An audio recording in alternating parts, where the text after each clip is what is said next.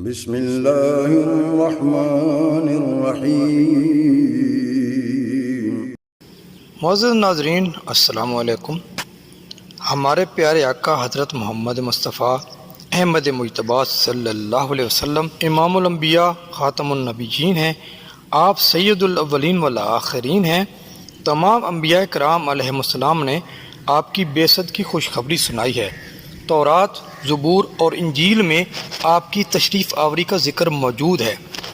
آپ کی نبوت کی تصدیق جیسے آپ کے دور اور بعد کے زمانے والے انسانوں نے کی ہے، عین ہی آپ کی ولادت سے قبل بھی بے شمار افراد نے آپ کی نبوت کا اقرار کیا اور ان خوش نصیب افراد کو آپ پر ایمان لانے کی سعادت حاصل ہوئی۔ ایسے ہی افراد میں کہ ایک خوش نصیب کا واقعہ آج آپ کے گوشے گزار کرنے جا رہا ہوں۔ ویڈیو کو آخر تک دیکھنا اور اسے لائک بھی کر دینا، اور اگر چینل کو ابھی تک سبسکرائب نہیں کیا تو سبسکرائب بھی کر دیجیے گا۔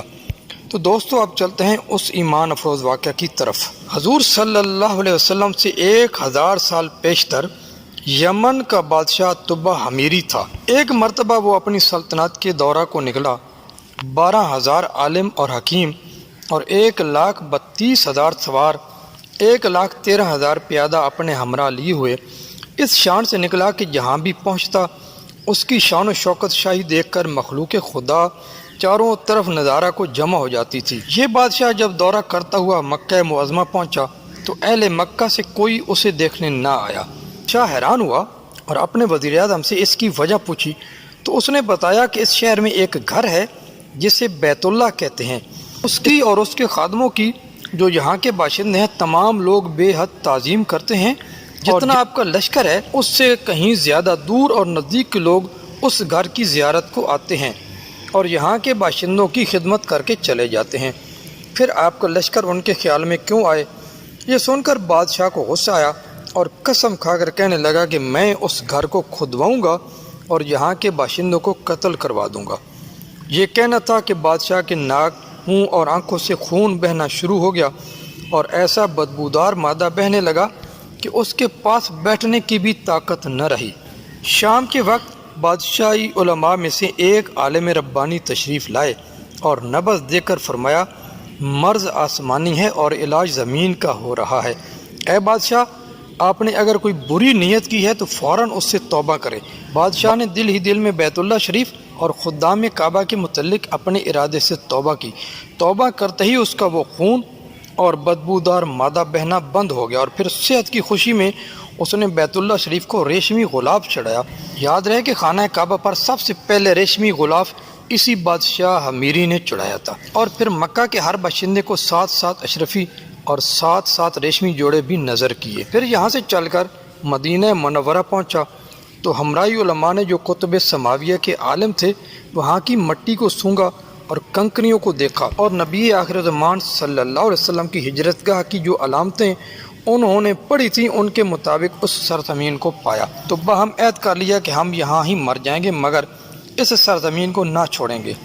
یہ سن کر بادشاہ نے ان علماء کے واسطے 400 مکان بنوائے اور اس بڑے عالم ربانی کے مکان کے پاس حضور صلی اللہ علیہ وسلم کی خاطر ایک 2 منزلہ عمدہ مکان تعمیر کروایا اور وصیت کر دی کہ جب آپ صلی اللہ علیہ وسلم تشریف لائیں تو یہ مکان آپ کی آرام گاہ ہو، اور ان 400 علماء کی کافی مالی امداد بھی کی اور کہا کہ تم ہمیشہ یہیں رہو، اور پھر اس بڑے عالم ربانی کو ایک خط لکھ کر دیا اور کہا کہ میرا یہ خط اس نبی آخر زمان صلی اللہ علیہ وسلم کی خدمت اقدس میں پیش کر دینا، اور اگر زندگی بھر تمہیں حضور صلی اللہ علیہ وسلم کی زیارت کا موقع نہ ملے تو اپنی اولاد کو وصیت کر دینا کہ نسلاً بعد نسلاً میرا یہ خط محفوظ رکھیں حتیٰ کہ سرکار عبد قرار صلی اللہ علیہ وسلم کی خدمت میں پیش کیا جائے۔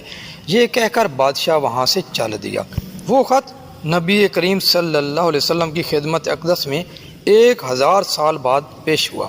کیسے ہوا اور خط میں کیا لکھا تھا سنیے، اور عظمت حضور صلی اللہ علیہ وسلم کی شان دیکھیے۔ کم ترین مخلوق طبہ اول حمیری کی طرف سے شفیع المذنبین سید المرسلین محمد رسول اللہ صلی اللہ علیہ وسلم، اما بعد، اے اللہ کے حبیب، میں آپ پر ایمان لاتا ہوں اور جو کتاب آپ پر نازل ہوگی اس پر بھی ایمان لاتا ہوں، اور میں آپ کے دین پر ہوں، بس اگر مجھے آپ کی زیارت کا موقع مل گیا تو بہت اچھا اور غنیمت، اور اگر میں آپ کی زیارت نہ کر سکا تو میری شفاعت فرمانا اور قیامت کے روز مجھے فراموش نہ کرنا۔ میں آپ کی پہلی امت میں سے ہوں اور آپ کے ساتھ آپ کی آمد سے پہلے ہی بیعت کرتا ہوں۔